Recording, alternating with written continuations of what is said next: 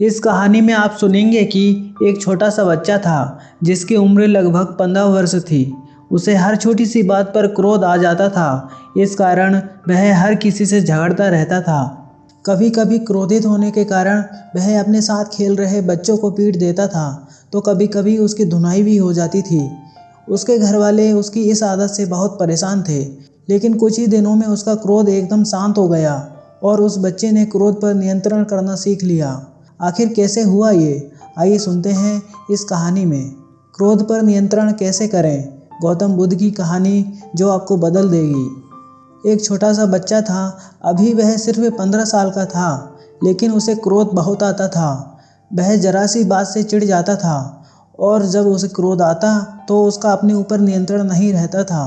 वह कभी अपने घर का सामान तोड़ फोड़ देता, तो कभी किसी को पीट देता और कभी कभी वह इस चक्कर में पीट भी जाता था।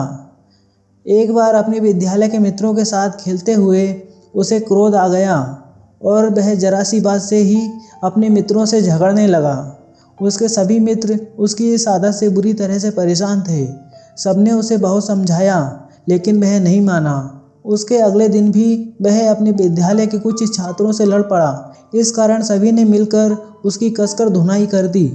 मार खाकर जब वह अपने घर पहुंचा तो स्वयं को बड़ा अपमानित महसूस कर रहा था। यह देखकर उसके पिताजी को बहुत बुरा लगा। उसके पिताजी ने अपने पुत्र को समझाने की बहुत कोशिश की, लेकिन उसे समझा नहीं पाए। तो वह उस बच्चे को अपने साथ लेकर गौतम बुद्ध के पास पहुंच गए और अपने बच्चे के बारे में सब बता दिया।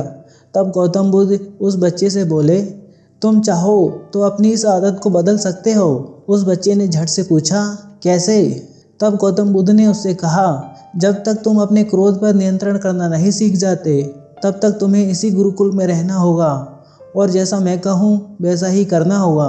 उसके पश्चात गौतम बुद्ध ने उस बच्चे को ढेर सारी कीलें दी और कहा, तुम्हें जब जब क्रोध आए तो इस पीपल के पेड़ में एक कील ठोक देना।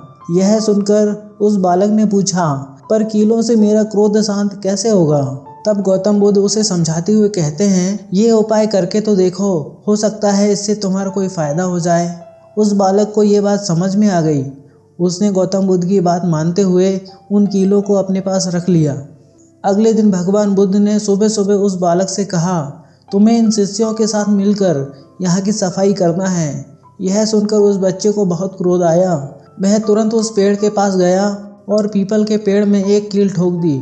कुछ समय बाद उस बच्चे की लड़ाई गौतम बुद्ध के एक शिष्य के साथ हो गई। वह उसको मारने ही वाला था कि उसे गौतम बुद्ध की बात याद आ गई। उस बालक ने फिर एक कील उठाई और पीपल के पेड़ में ठोकनी शुरू कर दी। हालांकि ये काम उसके लिए बहुत कष्ट देता था, क्योंकि कभी कभी कीलें ठोकते हुए उसके ही हाथों में लग जाया करती थी।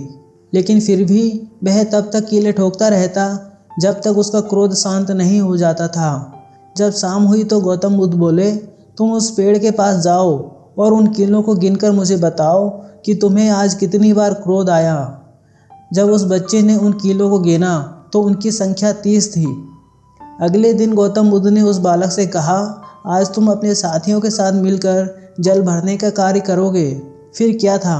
यह बात सुनकर उसे फिर क्रोध आ गया और वह कील उठाकर सीधा पीपल के पेड़ के पास पहुंच गया और एक कील ठोक दी। उस दिन उसने 25 कीलें ठोकी और उसके अगले दिन सिर्फ 20 कीलें ही ठोकी।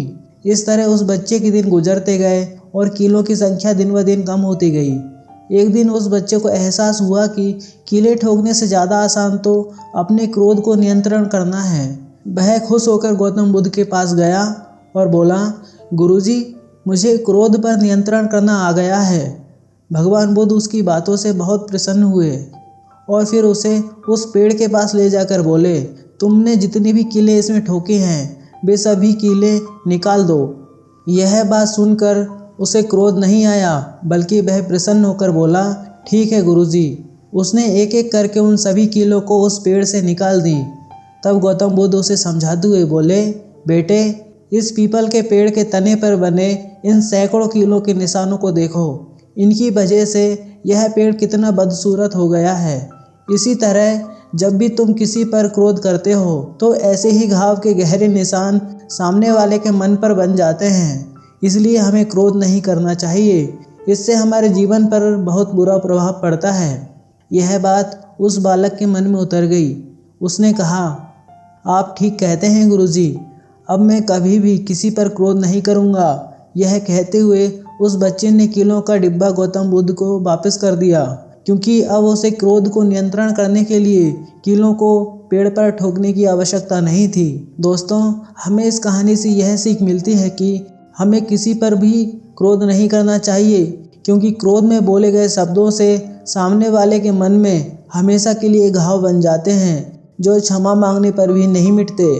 दोस्तों, अगर आपको ये कहानी अच्छी लगी हो तो वीडियो को लाइक करें, शेयर करें, और अगर आप इस चैनल पर पहली बार आए हैं तो चैनल को सब्सक्राइब करके बेल आइकन को प्रेस कर लें, ताकि ऐसी ही कहानियों का नोटिफिकेशन आपको सबसे पहले मिल जाए।